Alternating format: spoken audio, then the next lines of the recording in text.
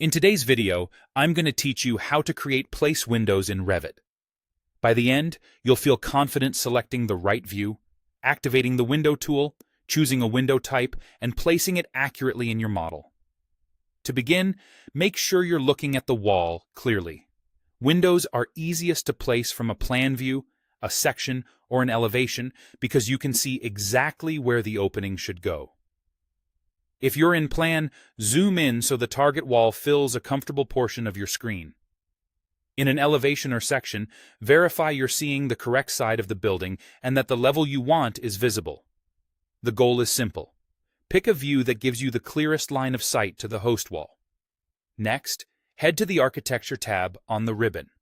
In the Build panel, click the Window tool.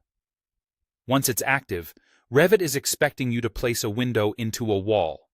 If your cursor isn't near a wall, you won't see much happen yet.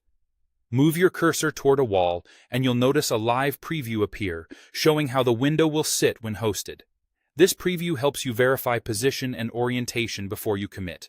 Before you click to place anything, look at the Type selector at the top of the screen. This is where you choose the window style and size. Pick the family and specific type that matches your design intent. Pay attention to naming conventions like width by height, which can be in inches or millimeters depending on your project units. If the type you want isn't available yet, click Load Family. Browse to the Windows folder in your Revit library, select the appropriate family, and bring it in. After loading, return to the Type selector and pick the new size you want. Take a moment to check the preview image and confirm frame style, mullions, and proportions so you get the look you expect. With your type chosen, move the cursor over the wall again. The preview will show you exactly where the opening will be cut.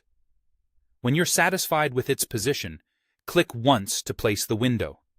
If you need to fine-tune later, you can select the window and adjust its location or properties, such as sill height. Use the on-screen preview to confirm interior versus exterior orientation before clicking, and rely on the clear view you set up at the start to place your window precisely the first time. That's all there is to it. Simple, accurate, and clean.